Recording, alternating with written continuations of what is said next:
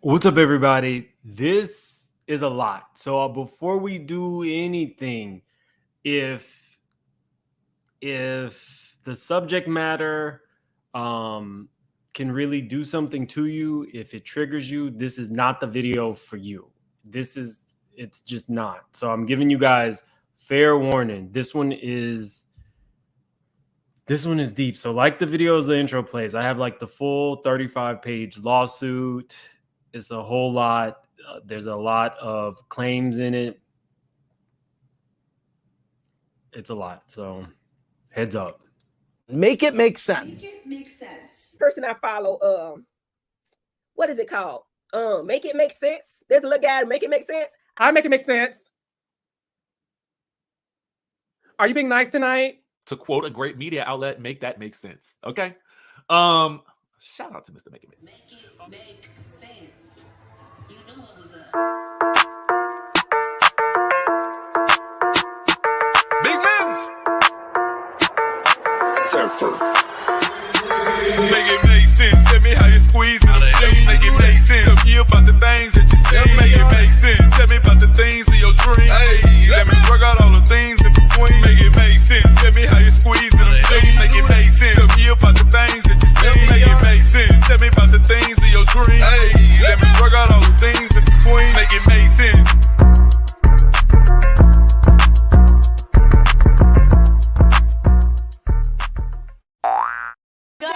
If I wanted to say that, I would have wrote it. You implied that. I said what I said. Okay, well, what you Okay? said was some bull. But you don't. Okay, so last night got a little bit crazy.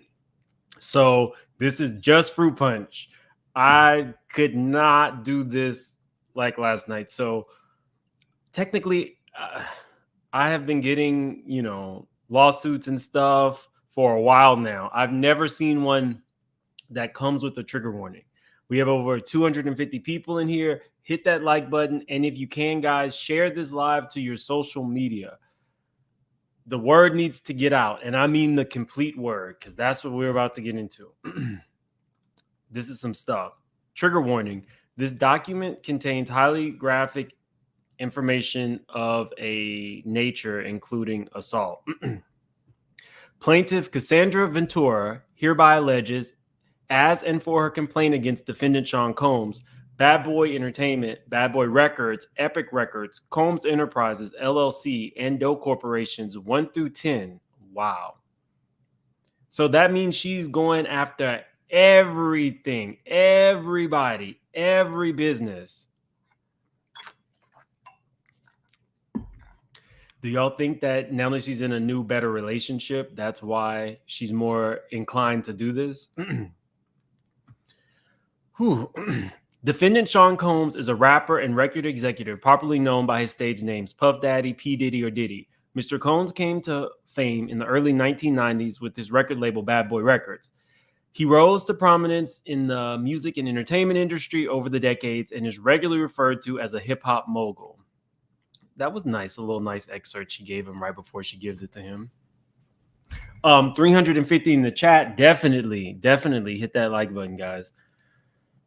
In 2022, Mr. Combs received the Lifetime Achievement Award at the BET Awards. During his acceptance speech, Mr. Combs stated, "I have to give a special shout out, thank you, love, to the people that was really there for me." He named a number of people before adding, "and also Cassie for holding me down in the dark times, love." And now just that little admission is going to come back to bite your nasty behind right on the ass. The truth. Oh, sorry. So I don't technically have to put the allegedly banner because this is what Cassie's alleging, but I will be giving my kind of commentary through this. The truth, however, is that Cassie, Mrs. Cassandra Ventura, was held down by Mr. Combs and endured over a decade of his violent behavior and disturbed demands. For Mrs. Ventura, the dark times were those she spent trapped by Mr. Combs in a cycle of abuse, violence, and trafficking, among other violent and unlawful acts.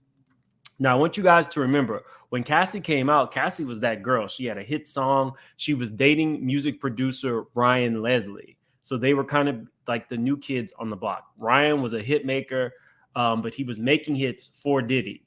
Then before you know it, after her song's a hit, now you start to see Cassie on the red carpet with Diddy. So that was dating way back to what, like 03 when Me and You came out. This was a while now, guys. It gets deep. He R-worded Miss Ventura in her own home after she tried to leave him. Often hit, and I'm letting you guys see this because there's words, that I can't say for the purposes of YouTube. Often hit Miss Ventura, resulting in bruises, burst lip, black eyes, and bleeding. Blew up a man's car after he learned he was romantically interested in Miss Ventura. You blew up a car, Diddy? Was it 06? Okay, maybe it was 06. Thank you. You blew up a man's car. Forced Miss Ventura to engage in acts with male sex workers while pleasuring himself and filming the encounters. That definitely sounds like trafficking. Ran out of his apartment with a pow-pow in pursuit of a rival industry executive whom he learned was nearby. Demanded that Miss Ventura to carry his pow-pow in her purse just to make her uncomfortable and demonstrate how dangerous he is. J-Lo got the hell out. J-Lo saw one occurrence and got the hell out. Introduced Miss Ventura to a lifestyle of excessive alcohol and substance abuse and required her to procure illicit prescriptions to satisfy his own addictions. I believe all of it. Miss Ventura met Mr. Combs in 2005 when she was 19 years old and he was 37 years old. He signed her to his label, Bad Boy Records, and within a few years, lured Miss Ventura into an ostentatious, fast-paced, drug-fueled lifestyle and into a romantic relationship with him, her boss, one of the most powerful men in the music industry, and a vicious, cruel, controlling man nearly two decades her senior. Now, I will say this, Cassie. I don't know what he did to get you to leave Ryan Leslie, but you definitely were in a relationship with Ryan Leslie when you got to Diddy. So I don't know. I do think at 19, if your boss persuades you to leave your boyfriend, you probably would. If he's doing all this and he's such a powerful man, I always wondered what it was because I thought they were a good couple. But definitely, if you have Diddy with weapons and drugs, he probably coerced her to leave her boyfriend. Miss Ventura and Mr. Combs met in 2005 when she was 19 years old and he was 37. Blah, blah, blah. Mr. Combs asserted complete control over Miss Ventura's personal and professional life, thereby ensuring her inability to escape his hold. He provided unprecedented avenues for success for the aspiring artist, but in return demanded obedience, loyalty, and silence. Throughout their relationship, Mr. Combs was prone to uncontrollable rage and frequently beat Miss Ventura savagely. These beatings were witnessed by Mr. Combs' staff and employees of Bad Boy Entertainment and Mr. Combs' related businesses, but no one dared to speak up against their frightening and ferocious boss. Following these episodes of horrific abuse, Mr. Combs would immediately attempt to hide Miss Ventura and the evidence of his violent rage. He often showered her with gifts following incidents of physical violence, a typical pattern of behavior by serial abusers. In addition to the physical assaults, Mr. Combs frequently reminded Miss Ventura of his ability to cause serious harm, whether by requiring her to carry his pow-pow in her purse or by blowing up the car of a musician that was romantically interested in Miss Ventura. I wonder, I'm going to have to look that up and see if Ryan Leslie's car was ever blown up. Adding insult to injury, Mr. Combs used illegal substances and threats of violence to force Miss Ventura into repeated unwanted encounters with male sex workers. Now, Diddy,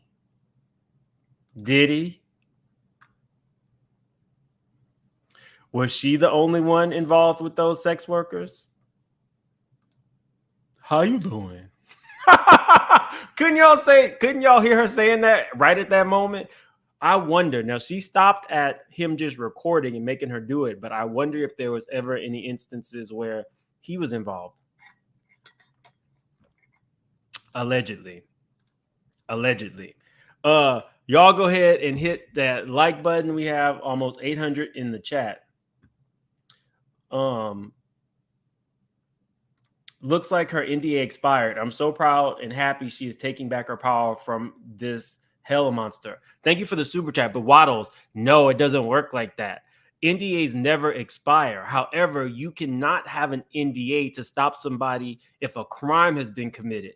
That's the only way that you can legally bypass an NDA. And it sounds like these were serious crimes and serious accusations. That's why this NDA doesn't matter anymore. And more people who have signed NDAs thinking that they can never actually stand against their abuser. You can. You can definitely stand against your abuser, even if you signed an NDA. The best part about this coming out is people are going to be made aware that powerful men like Diddy cannot get away with this anymore. Thank you, Waddles, for that. Shanice says it was Kid Cootie's car and he confirmed it. Damn. Yo, this is deep. Thank you, Shanice. I appreciate that. Okay.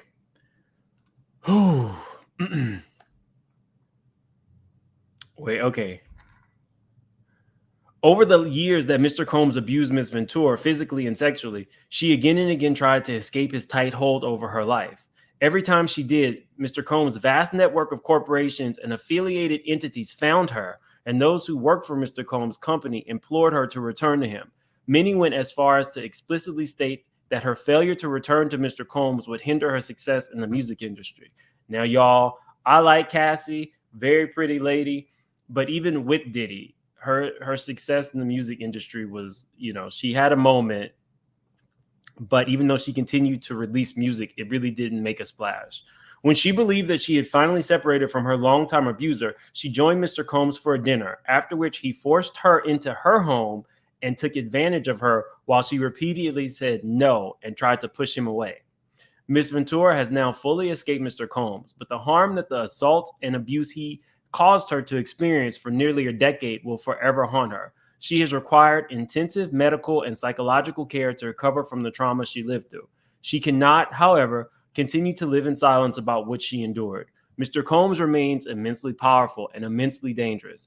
Miss Ventura therefore seeks justice for the decade of her life that Mr. Combs took away from her with his threats of violence, excessive use of drugs, physical and psychological abuse, and sexual slavery. According to Ms. Ventura, brings this action seeking injunctive, declaratory, and monetary relief against defendants in violation of the federal sex trafficking laws. And they list the laws. Jurisdiction and venue. The court has jurisdiction pursuant to, and they list that. As of this action, asserts violations and therefore raises federal questions regarding the deprivation of plaintiffs' rights. The court has supplemental jurisdiction over plaintiffs' related claims arising under state and city law. So we're just getting into blah, blah, blah. The parties. Plaintiff Cassandra Ventura is a resident of the United States of California and Connecticut and was employed by defendants Bad Boy Records, LLC, Bad Boy Entertainment, and related entities. If you're just getting in here, Cassie wants $30 to $35 million, and I think he needs to pay up. He's over here tricking off money on Carisha. He might as well as pay her. He might as well as pay her everything that she wants. She should have asked for 100, if you ask me. I'm pretty sure he'll settle. Defendant Bad Boy Entertainment is a music, media, and entertainment company founded by defendant Sean Combs, which includes the record label Defendant Bad Boys. Defendant Bad Boy, he has so many businesses. We're not going to read through all of his businesses. We're going to skip to the factual allegations. Miss Ventura met Mr. Combs in late 2005 or early 2006 after Mr. Combs heard Miss Ventura's first single playing in a club and expressed interest in signing her to his label. At the time, Miss Ventura was 19 years old. Mr. Combs is 37 years old. Within months, in February 2006, Miss Ventura signed a 10-album Ms. Ventura signed a 10-album deal with Mr. Combs record label. We got like about 1,200 in the chat. Guys, go ahead and hit that like button. 10. That's a lot. I wonder how many she actually did. We only have 300 likes, guys. Definitely hit that like button. Miss Ventura's first album, Cassie, was released in August 2006, debuting at number 4 on the U.S. Billboard 200. To promote the album, Miss Ventura made television appearances on MTV's Total Request Live and BET's 106 in Park. Miss Ventura suffered from significant performance anxiety during these appearances, and press outlets were highly critical of Miss Ventura's performance on these shows. Mr. Combs, however, sought to rehabilitate his newly signed talent. You could hear the nervousness in her voice, and to be honest, I kind of smiled at it because it made me really appreciate what I really loved about her. She's a regular person. Or maybe you just love the fact that she was super young and impressionable, and you thought that shit was cute. It just made me appreciate that she got nervous, and it was kind of cute to me, to be honest. You've got to understand that success for her is coming out of nowhere. It's just so huge, and sometimes everybody handles it differently. While clearly paternalistic in noting that it was cute to him how regular Miss Ventura appeared, Mr. Combs' comments rang true to some extent. Upon signing with Bad Boy Records, Miss Ventura was quickly thrust into the spotlight and was unfamiliar with how to navigate her new celebrity status. Mr. Combs' recognition and glorification of Miss Ventura's naivete proved to set the groundwork for his manipulative and coercive romantic and sexual relationship with Miss Ventura, a woman nearly 2 decades his junior. Keep in mind, y'all, while he was with Cassie, he was also still with his baby mama, Kim. Now, there's all kinds of rumors, all kinds of stuff, but everybody around him, you know, Biggie, Kim, I think that guy's name was Andre. Diddy is like one of the only people still survived from his group of friends. And now it's alleged that he was putting his hands on Cassie. Whew, y'all. It's a lot. It's a lot. Let's see. Within a year of signing with Bad Boy Records, Mr. Combs became deeply entrenched in Miss Ventura's life, almost immediately asserting possession and control over her and inserting himself into all aspects of her career and personal life. Now, y'all, I have followed the Kim Kardashian, Kanye West, who was the lady with the bald head? Amber Rose. I followed this story, and they said outside of the allegations of physical abuse, it's a mental control game with Kanye. Sounds very similar to Diddy. Amber Rose said he controlled every aspect of her, everything she wore, everything she said, every place that she was. It's crazy. It's crazy when you think that you have money and you can just take over somebody's life.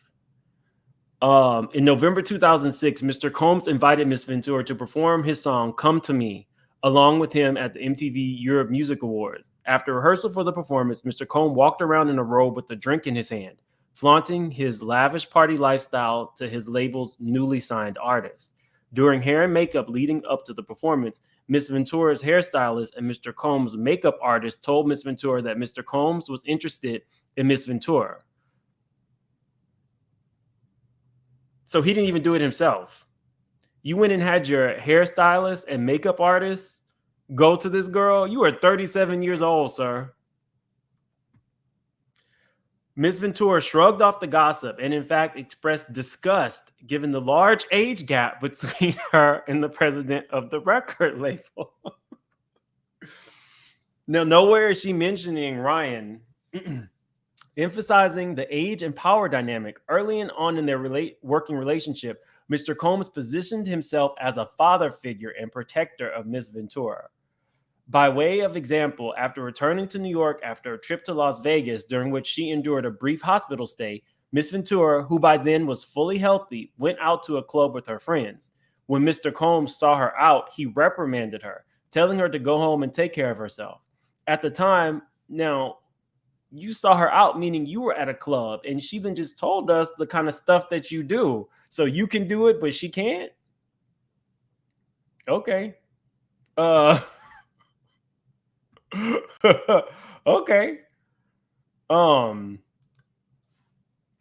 So hold on, let me see.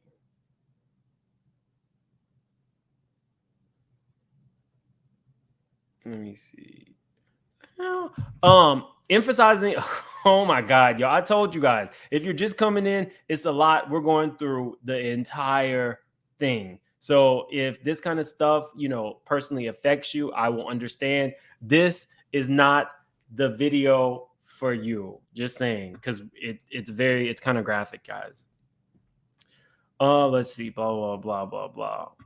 At the time, Ms. Ventura thought her record label was looking out for her well-being and that Ms. Combs had her best interest in mind. Mr. Combs also ensured he was intertwined with Ms. Ventura's personal and social life, for instance, by inviting himself to Ms. Ventura's 21st birthday party in Las Vegas. He also brought along famous musicians and producers, thereby flaunting his celebrity status and influence of a young girl, impressionable Ms. Ventura.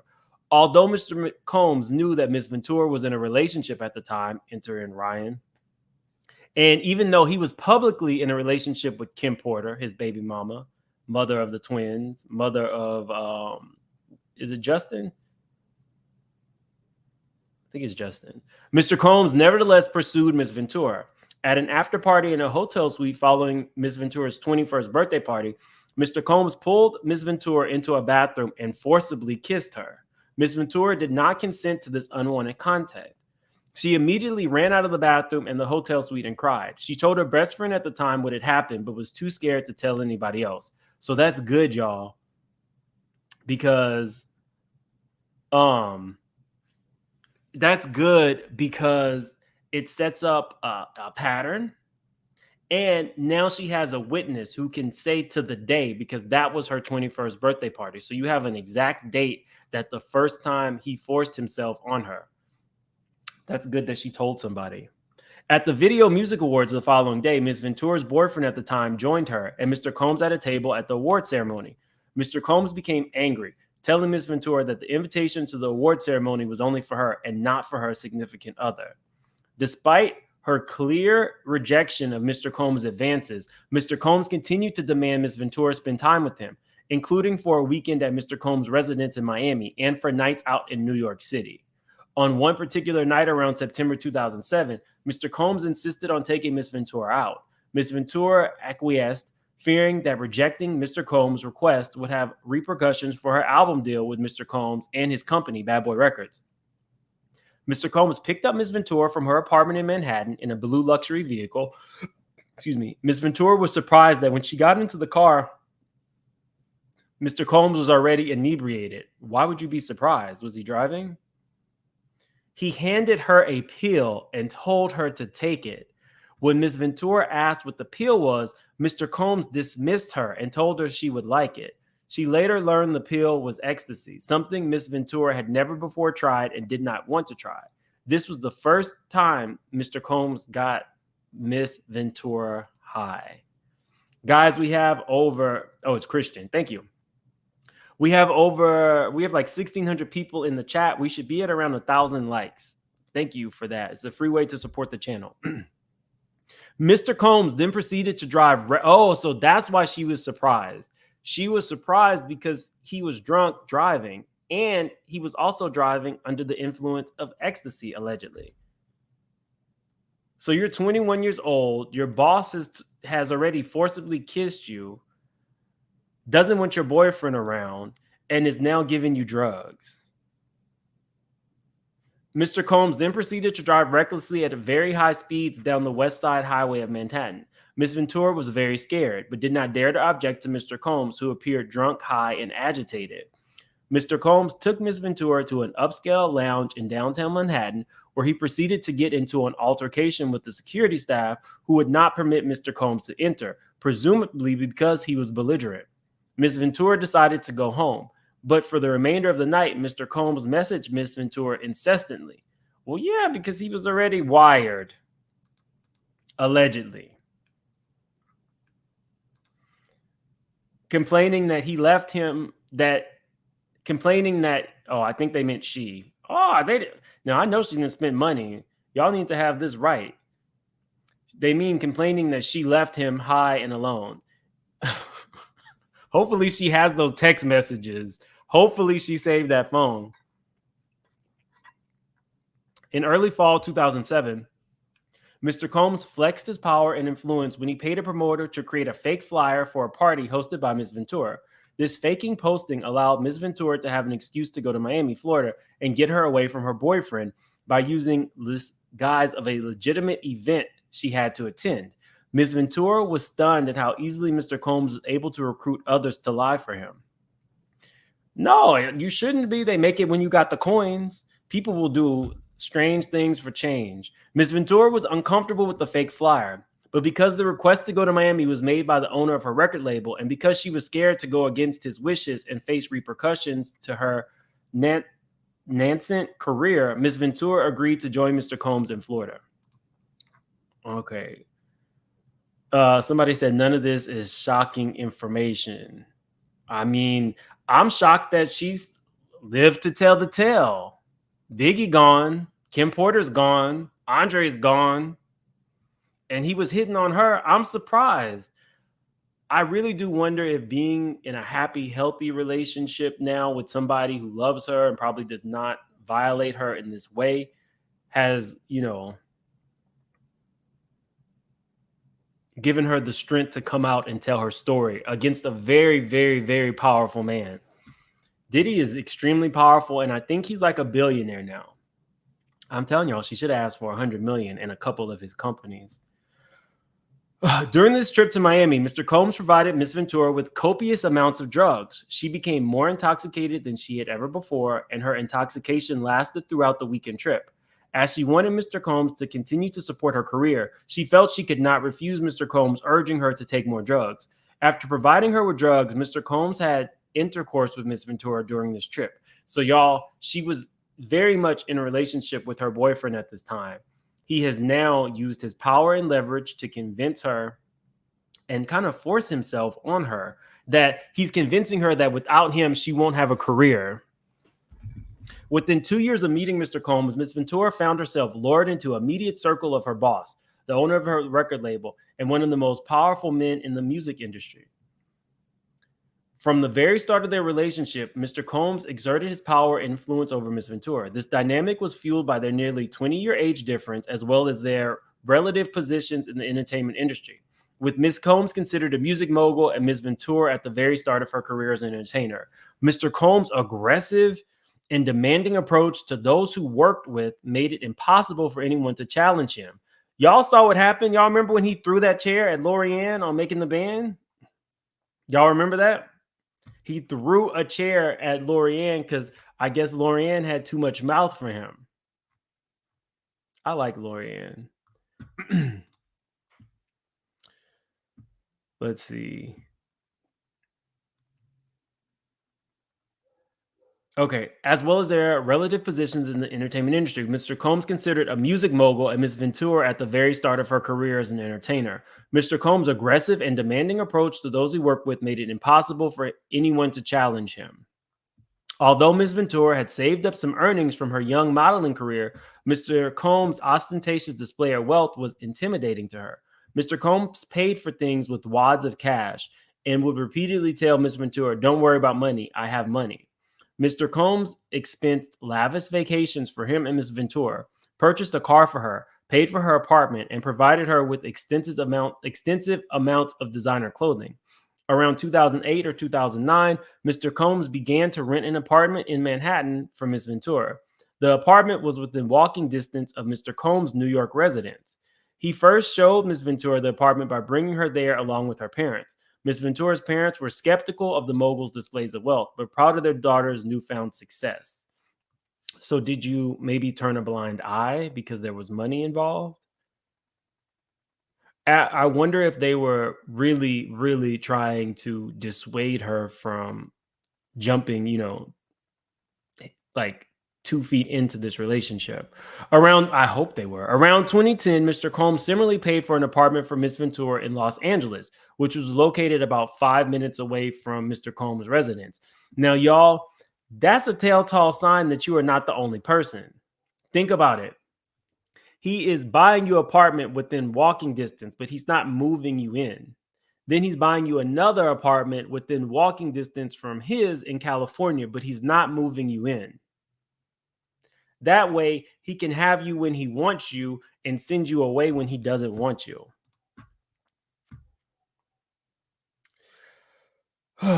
He paid for many apartments in California and also purchased a Jaguar for her around 2013 or 2014. All aspects of Miss Ventura's life were controlled by either Mr. Combs or his management companies.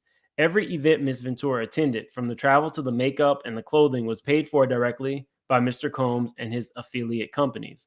Compounding this all-encompassing intrusion into her life, Mr. Combs secured his control over the young and impressionable Miss Ventura by introducing her to a drug-fueled lifestyle that kept her complacent and compliant. Mr. Combs first introduced Miss Ventura to opiates around 2008 and would often have pills and other drugs out in the open like candy. Now, this sounds like Karen from Will and Grace. Upon information and belief, Mr. Combs had been addicted to prescription painkillers and took ecstasy frequently. How is this man still walking around? At first, Miss Ventura was given the prescriptions that Mr. Combs received from a doctor in Miami, Florida. Eventually, when Mr. Combs exhausted his supply of pills, he demanded that Miss Ventura procure a prescription from this Miami doctor in her own name. Now, technically, all it takes is a couple $1,000s. If you got a couple $1,000s and some access, somebody just told me this the other day, you can have a doctor on payroll and they'll prescribe you what you want. So it's weird that he's making her do it. Shanice, thanks for the super chat. The New York Adult Survivors Act has a 1-year window to bring cases forward, and it expires next week. This was her last chance to file. Thank you, Shanice. I did not know that. Wow. I didn't know that. Thank you for that. Hopefully more people come. Hopefully more people come out and tell their stories and file their cases before the window expires. Okay. Mr. Combs also became deeply involved in Miss Ventura's personal life, with his personal staff attending Miss Ventura's day-to-day travel and other needs, including medical care. On multiple occasions, Mr. Combs had Miss Ventura's personal medical records sent directly to his email address. What? So the doctor needs to go down, the nursing staff, anybody who would give, like, that's a straight up violation of HIPAA. For instance, when Ms. Ventura began experiencing memory loss, potentially due to excessive drug use and or head injuries caused by Mr. Combs' beatings, as described below, her MRI results were provided directly to Mr. Combs. Mr. Combs also repeatedly arranged for his staff to drive Ms. Ventura to certain doctor's appointments. What? So she didn't give a date for that, but are we going to say the abuse started like what, in 2008? Because she's not actually saying dates. In this way, Mr. Combs exerted ownership over Ms. Ventura. As an example of the ways in which he manipulated Ms. Ventura and ensured obedience, early on in their relationship, he asked Ms. Ventura what she called her grandfather. When Ms. Ventura said that she referred to her grandfather as Pop Pop, Mr. Combs perversely insisted that Miss Ventura referred to him with that nickname. I'm done.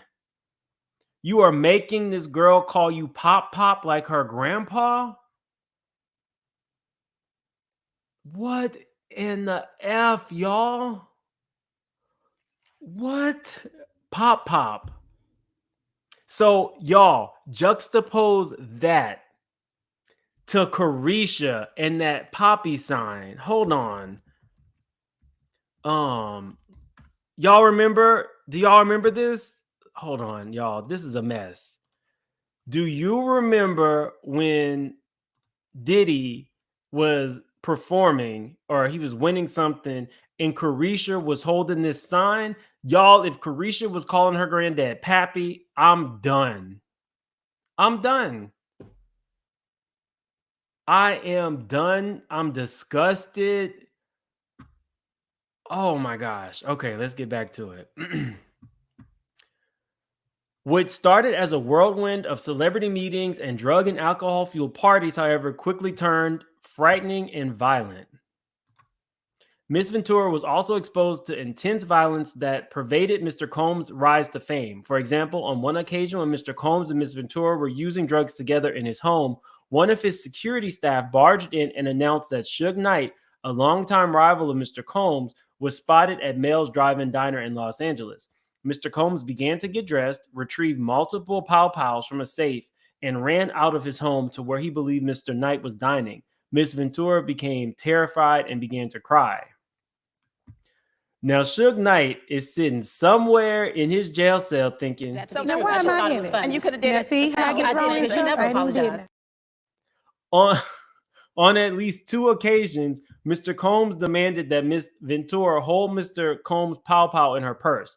Miss Ventura had no familiarity with pow pows and was petrified that the firearm would accidentally go off in her purse. There was no clear reason why Mr. Combs required her to hold his pow pows, except to reinforce to his young girlfriend that he was violent, powerful, and dangerous.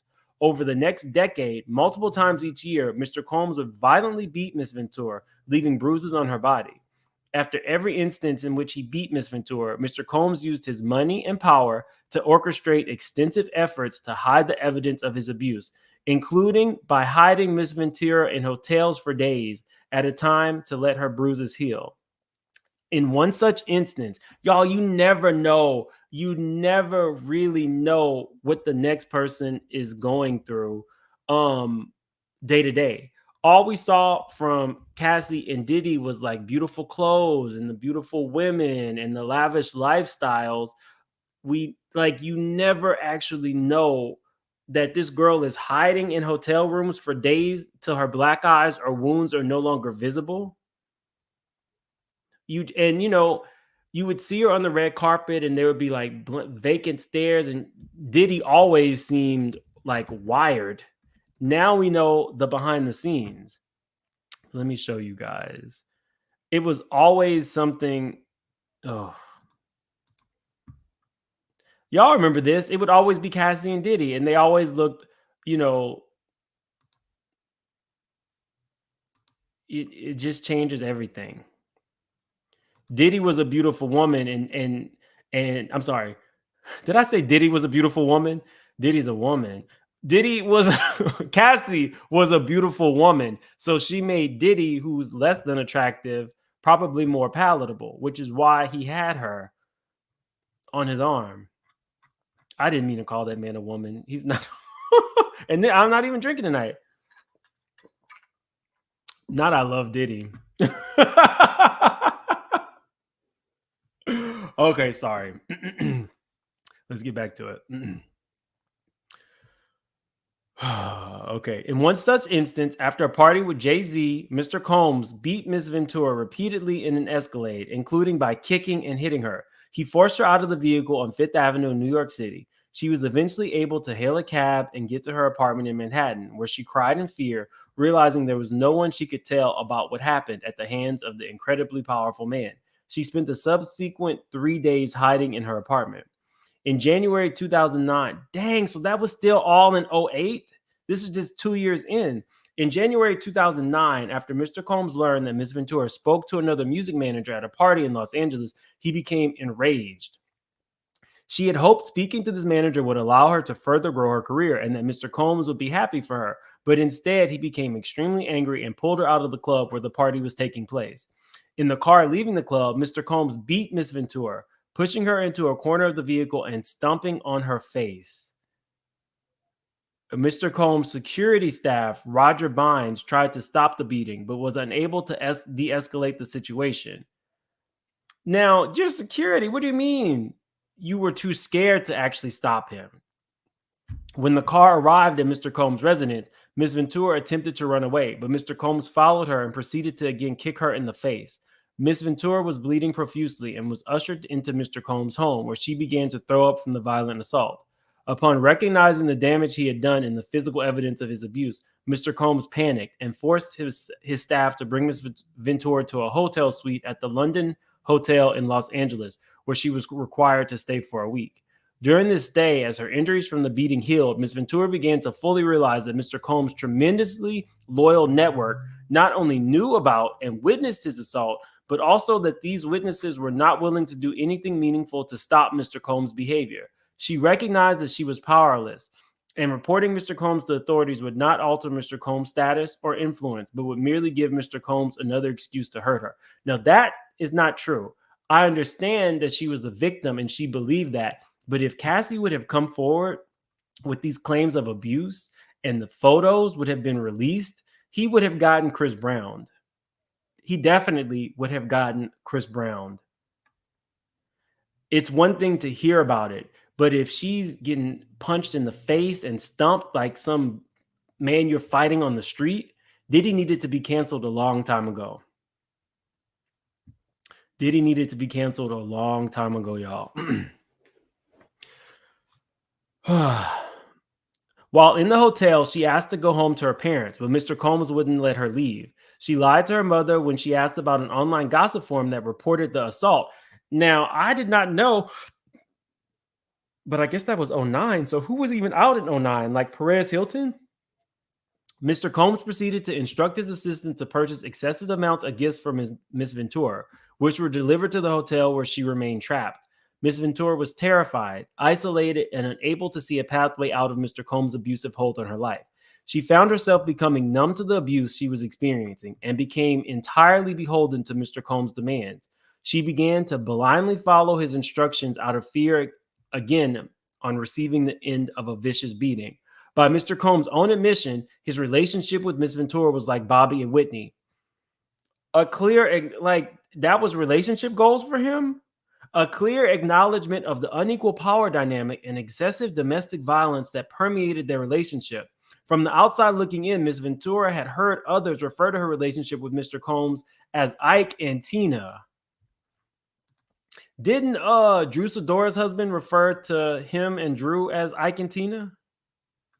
LY, thank you for the super chat. LY says, subscriber since Portia's book, now add Bilal's. You trying to get me sued. If I read Bilal's book, Will Smith might Diddy me, like he did the rest of the people allegedly in his crew. But if you've been here since Portia, the Portia book I think is still right up there. Thank you, OY.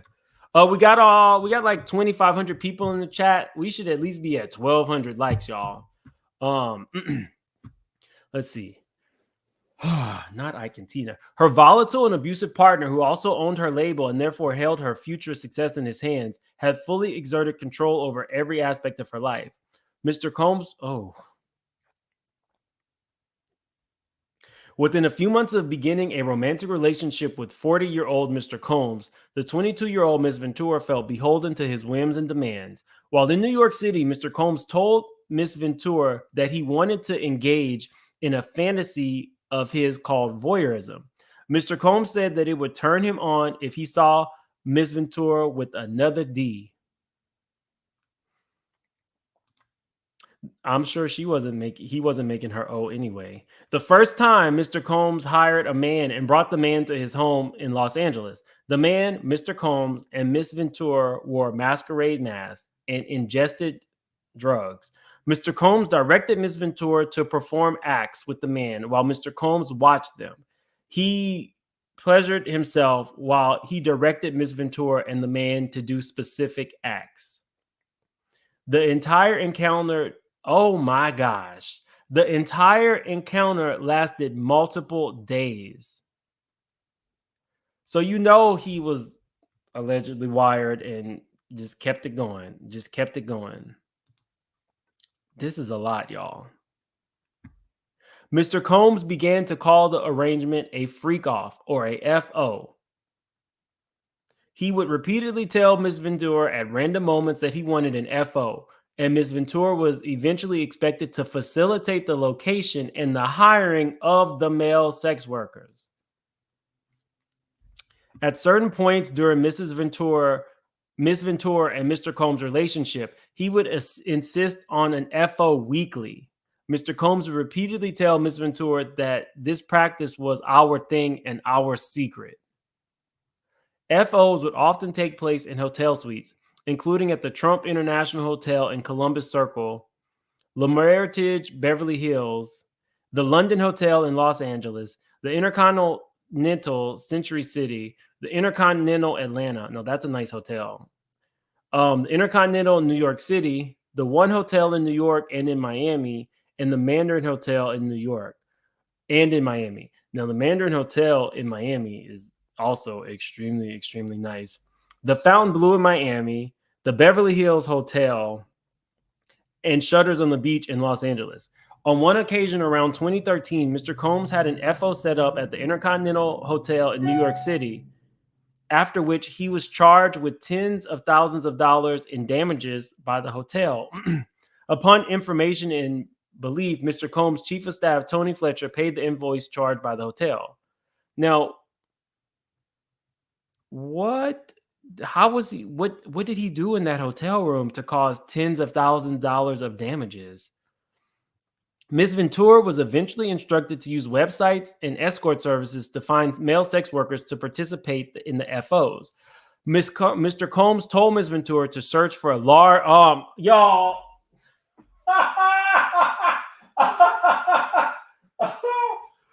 Okay, sorry. I got to pull it together. I got to pull this together. Because I did not read over this whole thing. But Diddy wants Big D. Apparently, large, big, black D. Keep in mind, I'm a journalist. I'm a journalist, y'all. I work for Dish Nation. I am in the world of journalism. So my word needs to be... journalism is... What is a FO? An FO is a freak off.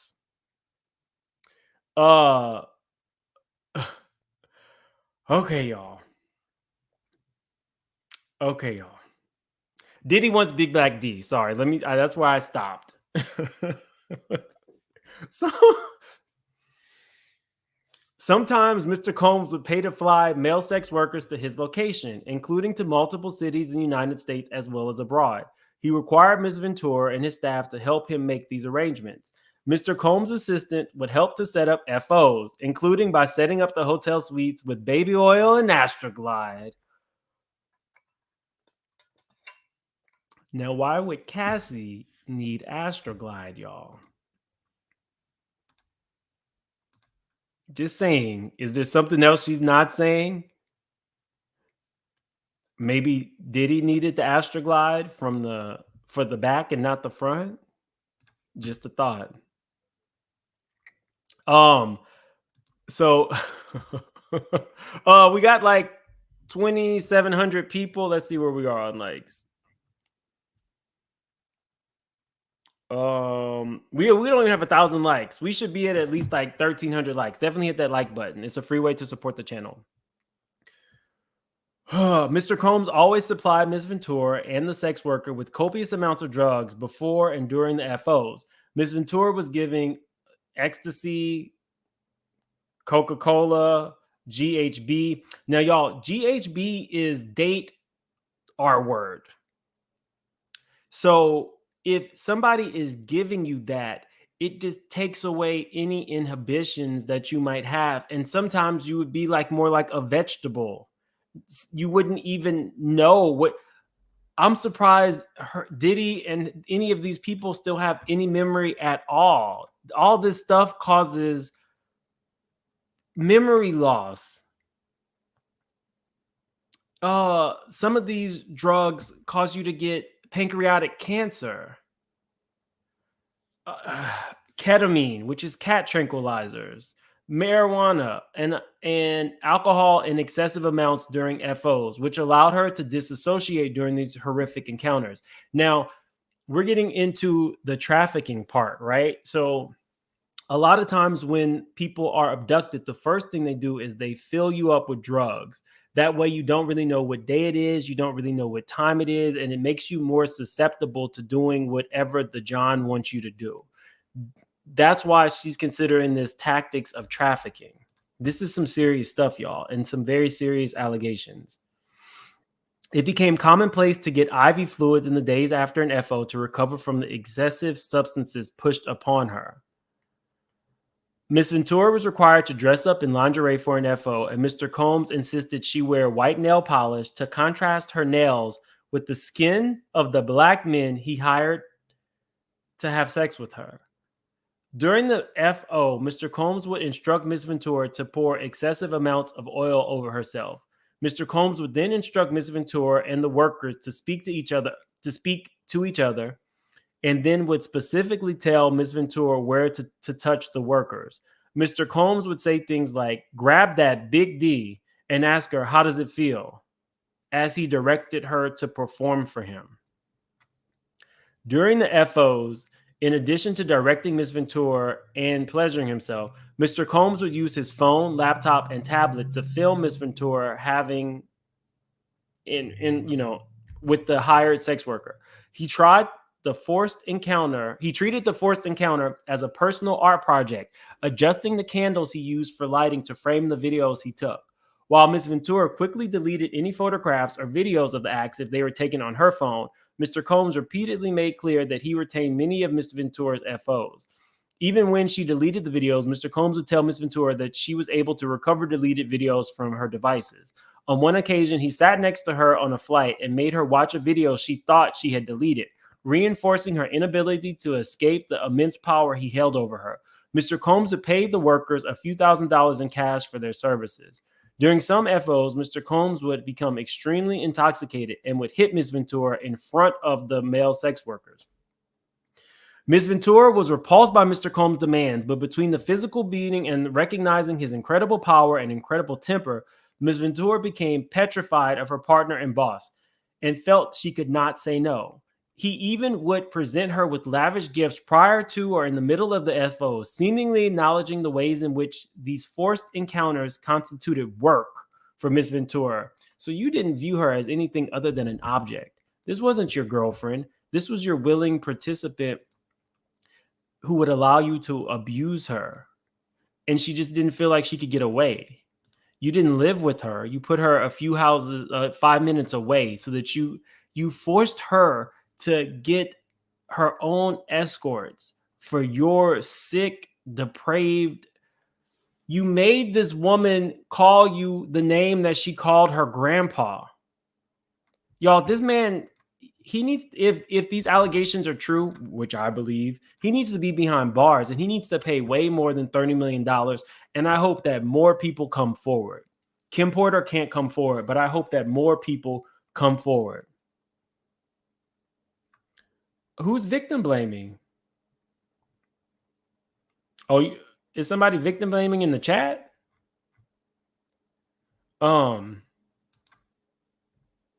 Yeah, guys, don't victim blame. This can be very triggering for a lot of people.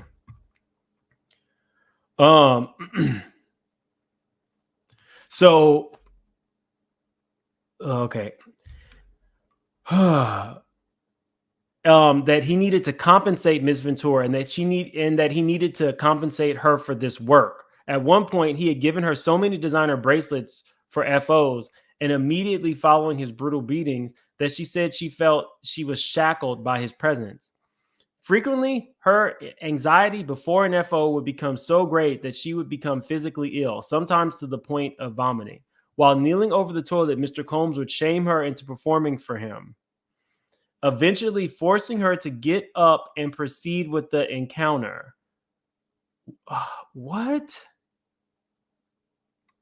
She knew firsthand that telling Mr. Combs that she did not want to engage in FOs was met with anger and violence. In addition, any suggestion that Ms. Ventura would refuse the FO or otherwise report Mr. Combs' abuse was met with ultimatums by Mr. Combs, who would say that Ms. Ventura could not go to the police because she had a lot to lose. Around August 2015, for example, in the middle of a surprise birthday dinner for Ms. Ventura's 29th birthday, Mr. Combs insisted that Ms. Ventura leave the party and go to a hotel for an FO. When she expressed that she did not want to go, Mr. Combs had Ms. Ventura cornered by his security staff in order to force her to leave with him. After this FO, Mr. Combs and Ms. Ventura went back to the hotel room that Ms. Ventura was staying in, where some of Ms. Ventura's friends were already hanging out.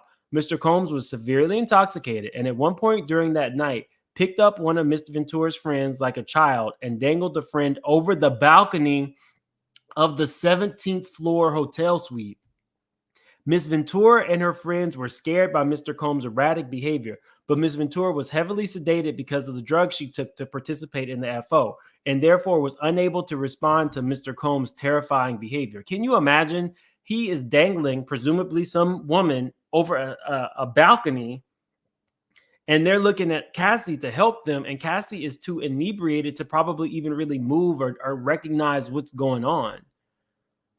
The FOs became, I hope that all of these people have signed affidavits letting the courts know that this is exactly what was going on. Oh, we got a couple more super chats.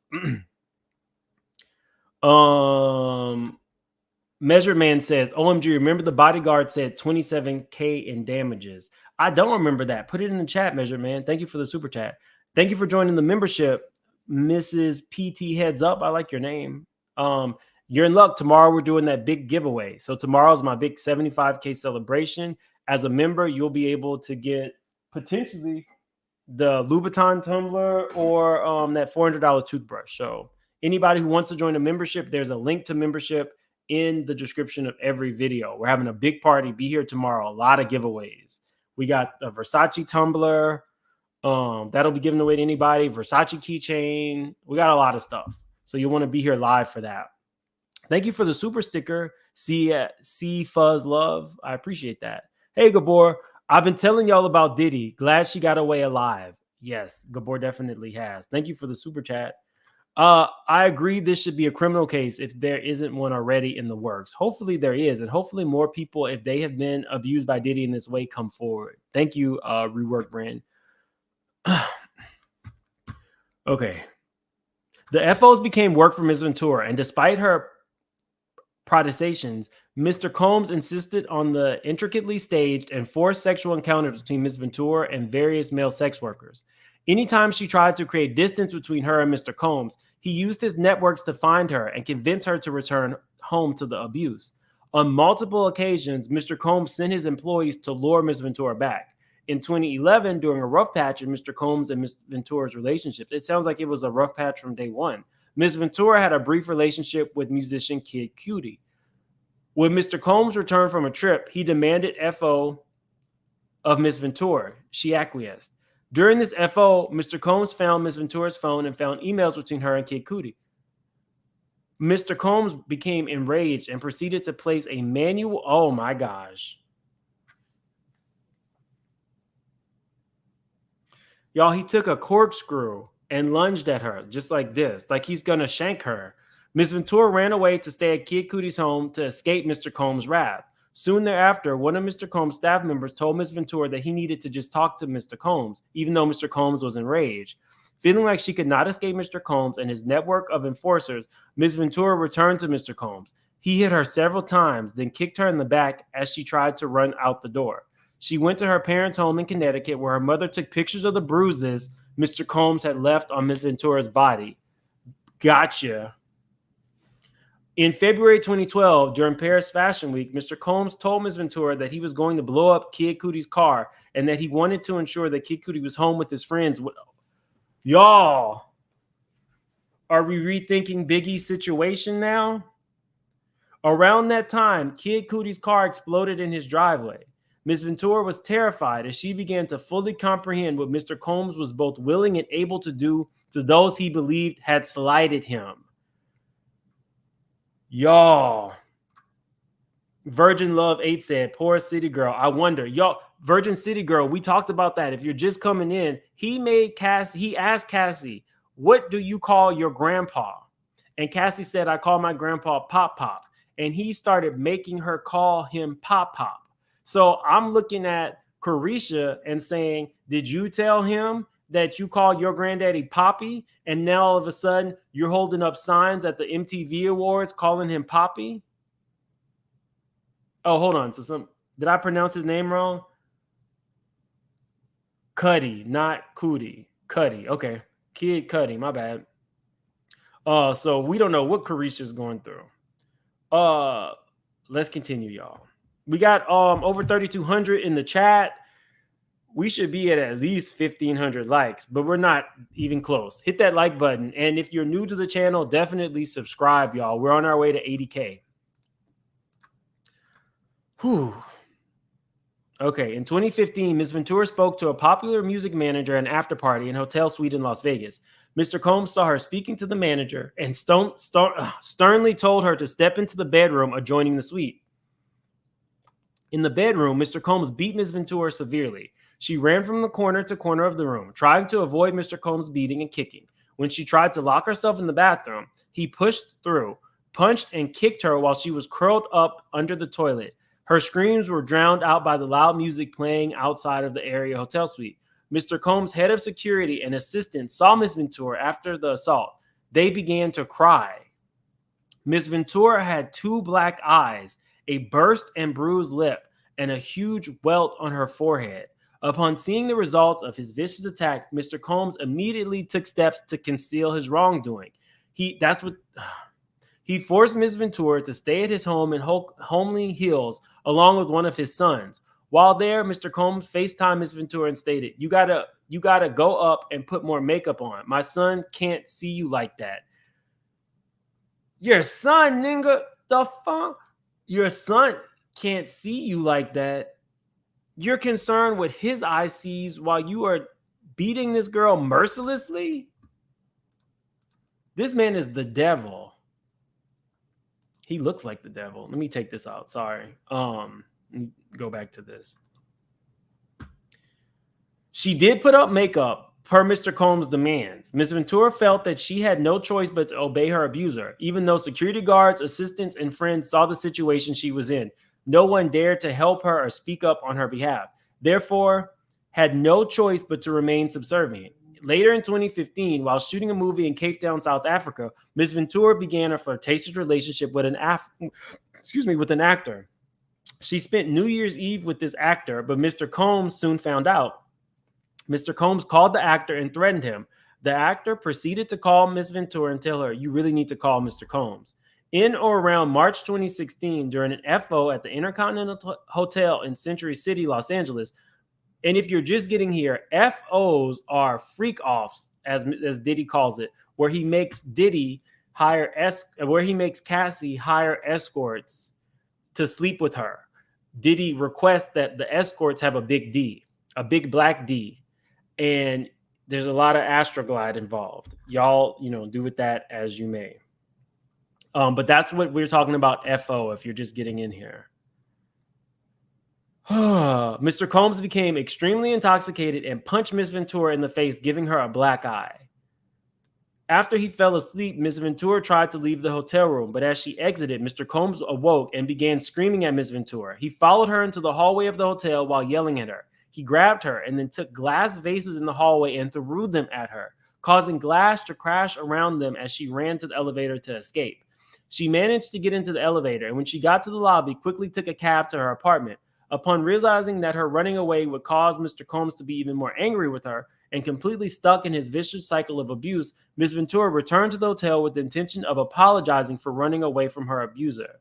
When she returned, hotel security urged her to get back into a cab and go to her apartment, suggesting that they had seen the security footage showing Mr. Combs beating Ms. Ventura and throwing glass at her. Thank God for somebody speaking up. Upon information and belief, Mr. Combs paid the Intercontinental City $50,000 for the hallway security footage from that evening. After this, Ms. Ventura left her home in Comstock and went to hide away at a friend's home in Florida. James Cruz, president of Bad Boy Management, tracked Ms. Ventura down and told her that her single would not be released if she did not answer Mr. Combs' phone calls. A woman who worked at Sony Music reached out to her with a similar ultimatum concerning her record. Incredibly, Mr. Combs even convinced one of his attorneys to call Ms. Ventura at this time. This lawyer told Ms. Ventura that it's in your best interest to call Mr. Holmes back. So not only is she in a vicious cycle of abuse, everybody around Diddy is a yes person. That's crazy, y'all. That's crazy. I'm disgusted. Thank you for joining the membership, Nina Chula. I appreciate that. Rework said, so this is a pattern. The second car blow up. Well, I think it was just one car blow up, but I'm starting to question what happened to Biggie Smalls now. Thank you, Rework. Kadi, thank you so much for joining the membership. I remember you guys want to be here live tomorrow. It'll probably be a hot topic day, but I'm giving away a ton of stuff. A lot of Versace stuff. Voodoo Doll TV. I believe everything she said. Diddy has multiple rumors in the past, but somehow it always got swept under the rug. It's not all, not somehow.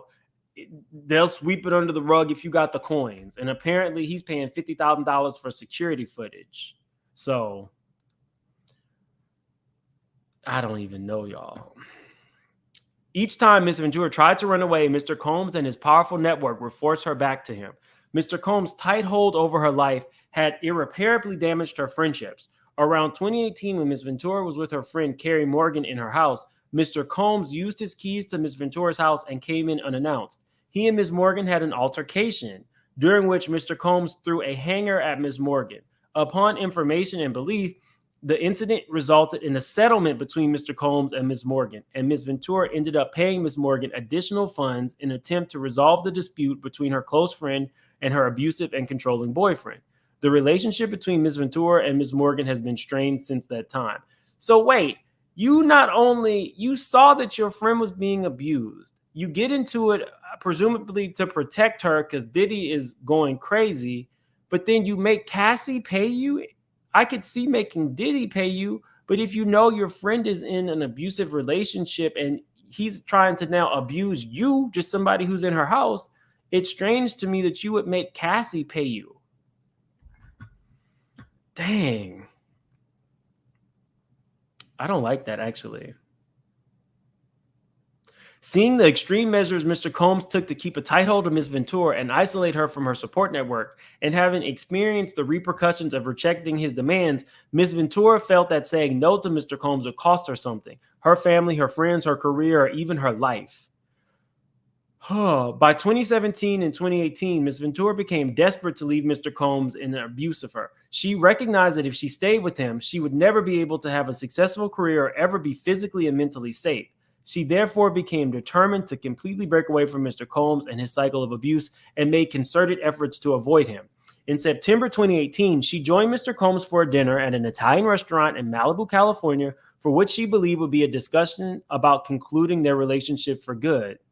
After dinner, Mr. Combs and Ms. Ventura returned to Ms. Ventura's home, which was paid for by Mr. Combs. Mr. Combs forced himself into her apartment and tried to kiss Ms. Ventura. She told him to stop and attempted to push him away.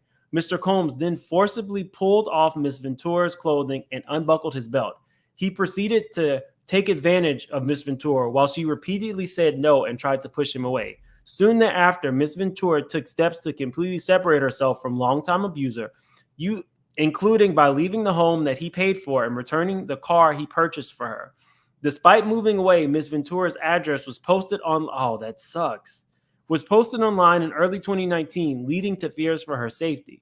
Ms. Ventura, who was under immense duress during the months after Mr. Combs took advantage of her, took all steps possible to entirely remove herself from the abuser's ambit, including by entering into contracts to end her record deal with Bad Boy Entertainment. As a result of the immense trauma Ms. Ventura endured for over a decade with Mr. Combs, she suffered and continues to suffer immense emotional distress. Following her escape from the cycle of abuse and sex trafficking she struggled with physical and mental manifestations of her trauma. The birth of her 2 children, however, allowed her a new lease on life and gave her purpose. She credits her children with saving her from the trauma that had consumed over a decade of her life. Y'all, you got to think, it was also drugs. It wasn't just physical abuse. He was forcing her to take drugs. So you're getting black eyes and you're having to stay in hotels for weeks. You're having to hide things. He's now trying to attack your friends. Drugs, prostitutes. And we don't know that she was allowed to even use condoms with the male escorts that she had to hire. She was having to get him drugs like the painkillers from doctors and stuff like that. This is crazy. This is absolutely crazy. Expect an interview. Somebody, maybe it'll be Oprah, maybe it'll be Gayle King. Somebody is going to interview this girl, and they need to. Her story needs to be told. She needs to take him for everything she can, not just $30 million. Okay. Except for the months when she was pregnant with her children, Ms. Ventura struggled with addictions to drugs and alcohol, addictions that were established and fueled by Mr. Combs. She turned to substances to drown out memories of her abuse. Without being intoxicated, she suffered from horrific nightmares of the forced acts that Mr. Combs demanded she participate in during the regularly scheduled FOs of the physical beatings that she endured throughout her relationship. She had difficulty eating or sleeping, and her relationships with her family suffered. During this time, she frequently had thoughts of taking her own life. To rebuild her life and career, Ms. Ventura needed to completely reinvent herself. She checked herself into inpatient treatment at a rehabilitation center where she first confronted the extent of the trauma she lives with. She has required intensive therapy and other medical care to recover from Mr. Combs' abuse, and she will forever live with the physical and psychological repercussions of over a decade of violence, fear, and exploitation she endured. Although Ms. Ventura was unable to speak up against the years of abuse she endured at the hands of Mr. Combs, she has since been able to rebuild her life and confront her trauma. Thanks to the passage of New York's Adult Survivors Act, thank you, Shanice, and California's Sexual Abuse Accountability and Cover-Up Act, she is now ready and able to also confront her abuser and to hold him and those who enabled his abuse accountable for their action.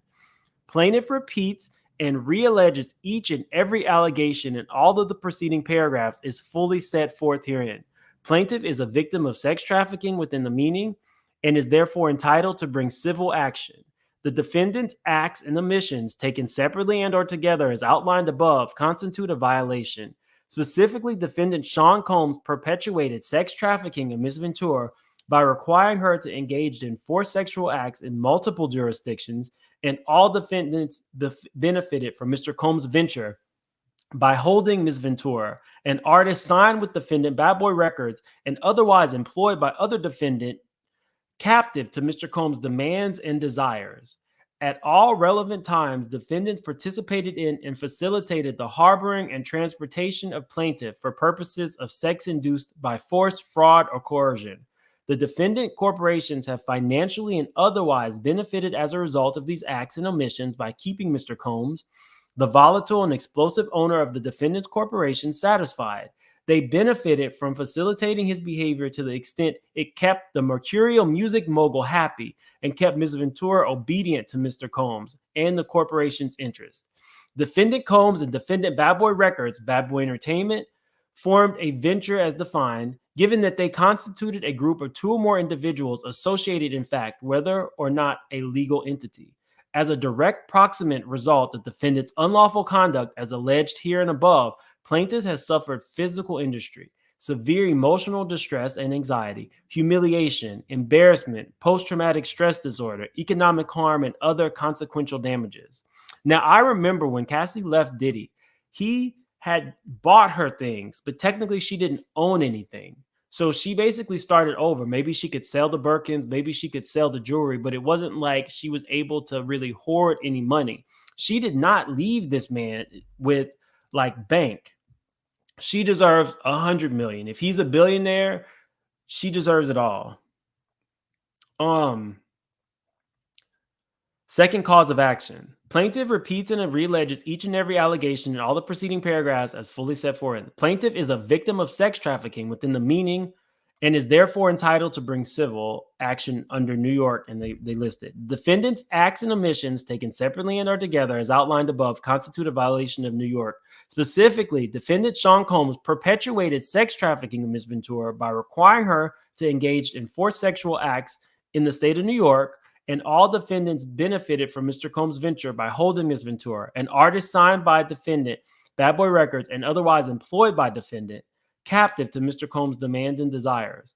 At all relevant times, y'all remember, we just reviewed this. The attorney was calling her saying she needed to come back. People from the record label were called from Sony, not Bad Boy, from Sony were calling her saying she needed to contact Diddy. She needed to come back. She should go after all of them.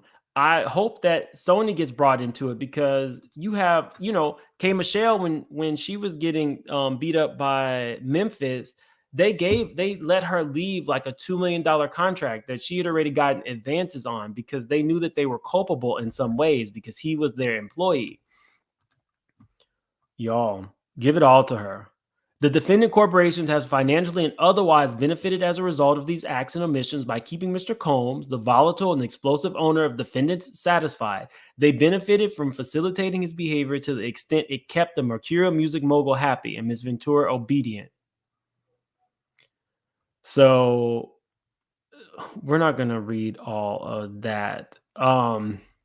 The third cause of action basically is defendant Sean Combs perpetuated sex trafficking in Ms. Ventura by requiring her to engage in forced sexual acts in the state of California. So there's so many different jurisdictions. We have Florida, we have California, we have New York. Fourth cause of action. In performing the conduct described, defendant committed a battery against plaintiff because he intentionally engaged in unlawful, intentional, and offensive touching or application of force to the plaintiff's person. Fifth cause of action. Defendant Mr. Combs subjected plaintiff to sexual abuse, sexual battery, the R word, and forcible act of sexual, in doing so, he intended to and did cause harm and offensive contact with the person and place them in an imminent apprehension of such contact. Sixth cause of action. Conduct of defendant Mr. Combs, including but not limited to Mr. Combs' repeated physical and sexual assaults. Seventh cause of action. Defendants discriminated against plaintiff on the basis of her gender in violations of the NYSHRL by subjecting plaintiff to desperate treatment based on her gender, included but not limited to subjecting her to sexual assault and harassment, the R word, and a hostile work environment. Eighth cause of action. She is giving it to him. She is giving it to him. For real. Eighth cause of action. Defendants have discriminated against plaintiff on the basis of her gender in violation. As a direct and proximate result of defendant's unlawful discriminatory conduct in violation of the NYCHRL, plaintiff has suffered and continues to suffer monetary and or economic harm for which she is entitled to an award of monetary damage and other relief. Prayer for relief. For a money judgment representing compensatory damages, including consequential damages, lost wages, earning, and all other sums of money together with interest on these amounts according to proof. For a money judgment for mental pain and anguish and severe emotional distress. For punitive and exemplary damages according to proof. For attorney fees and costs. For prejudgment and post-judgment interest. For such other and further relief as the court may deem necessary. Y'all, we went through the entire claim. Also, I want, for those of you guys who might be new to the channel, we did the same thing with Keke Palmer. So if you go to my channel, we went through the entire abuse claim. Let's see. I want to show you guys. Here we go. So when you go to my live content, scary abuse exposed, full restraining order. It was a similar type of story. Everybody, make it make sense with Keke Palmer and the abuse. So you definitely want to check that out. It'll be linked at the end of this video. Mims, the stylist of Cassie, just came out and confirmed it as well. Did she confirm it or he confirm it on what? Neighborhood Talk? I'll look it up. Let's see. Is it on? You guys tell me in the chat. Is it in Neighborhood Talk?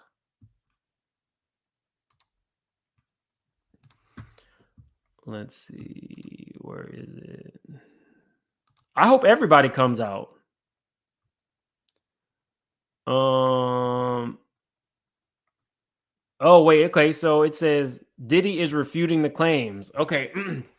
Diddy's team is slamming the allegation. His attorney said Mr. Combs vehemently denies these offensive and outrageous allegations. For the past 6 months, Mr. Combs has been subjected to Ms. Ventura's persistent demand of $30 million under the threat of writing a damaging book about their relationship, which was unequivocally rejected as blatant blackmail. Despite withdrawing her initial threat, Ms. Ventura has now resorted to filing a lawsuit riddled with baseless and outrageous lies, aiming to tarnish Mr. Combs' reputation and seeking a payday. So we have to always tell you, oh, sorry. Sorry, I didn't know you couldn't see that. We always have to tell you guys what the other side is saying, but I'm siding with Cassie on this one, and she has the proof, allegedly, pictures that will come out. Spiritual gangster Miss Tanya said, Diddy handed over Diddy. How could he have not after Jean told him several times they were coming that night? Kim was dirty. How she got with him in her life was nothing she thought it would be. Sad. Wow. Thank you for the super chat, spiritual gangster. Virgin Love 8 said, the girl from Danity Kane was like, I told you. Ooh, Aubrey. Aubrey has been saying a lot of this stuff about Diddy. Thank you, Virgin Love, for the super chat. Mars said, Cassie left her boyfriend Ryan Leslie for Diddy because he was more successful. She did say that Diddy coerced her as well. She felt forced into the relationship with Diddy. Thank you, Mars. Fix it, Jesus. Hopefully the court of law fixes it, and the court of public opinion definitely gets all up in his ass. Thank you for the super chat. Hey, Bonji, it's been a minute. Thank you for joining the membership. Remember, tomorrow we're doing that big 75K celebration. There's a lot of stuff. There's a lot of gifts that I'll be giving out during that. Okay, here we go. I guess this is the person. Dexter James Media says, it's all true. I seen it with my own eyes. As her personal assistant. It was sad to watch, but I'm happy she is good now and speaking out. Wow. I hope more people come. I hope more people come to her defense. You can't just put your hands on people. Don't he look like he just looks old and washed up and tired and dirty? By his own admission, Diddy says he only sleeps 4 hours a day. So now, based on Cassie's assertions, now we know why you were only sleeping 4 hours a day. It's not that you are just this great businessman. It's that you're wired, sir, allegedly. You're wired. And you put your hands on this girl, blackened her eyes, stomped her in the face, and you thought because you were rich, you'd be able to get away with it. I hope there's another way for somebody to come out that he did this to that's asking for more than 30 million. If all these accusations are true, I hope this bankrupts him. And I want to see what people like the Breakfast Club are going to say about this, because they are definitely, Revolt TV is part of Diddy's network. So yes, Carisha did admit that she doesn't mind a golden shower, but you know, to each their own. To each their own. I'm not, on that. I'm just on these abuse claims. And I believe Cassie. I believe she was a victim. I believe he did use his power and influence to fully take all of this girl's rights away, made her feel like she was nothing without him and that he could control it. And what would you do if you're already dating somebody else who's in the industry and they blow up that man's car in front of the house and he wants you to know what's going to happen and he wants these people to know it's because he messed with you? Anybody would be scared. Anybody would be scared of that. And we don't know all of the mysterious circumstances now where people who were in his life and in his orbit magically just weren't. And I hope that everybody who saw him do this to this girl goes down as well. I really do. I really hope that this cancels Diddy if these accusations are true. And yeah, you guys will have to watch the whole video because we went through the whole thing. I can't do it, but I definitely will link the video of what happened, the full restraining order of Keke Palmer to the end of this one. Definitely check that out. Guys, this video has gone on too long. I can't do a live panel, but maybe tomorrow we'll do a little bit of a live panel when I'm doing my celebration. I don't know. Or we'll do it this weekend. This has been a lot for me. I'm actually triggered. I didn't get a chance to read over this whole thing before I gave it to you guys. This was a lot. If you know somebody who is being abused or you're being abused, you don't have to stay in these type of situations. Come forward. If you've been abused in the past, there's a statute of limitations that's about to run out in New York. Bring your case forward. I'm sure there are a lot of attorneys who'll be doing that pro bono. You do not have to stay with some trash ass person like him or anybody, whoever you're being abused, man or woman. You don't have to go through that. Guys, this was a lot for me. I'm going to see you next time. Like, subscribe, and share this. Get the word out that we shared the entire thing. Cassie's story deserves to be heard. I got to go, y'all. Have a great rest of your day.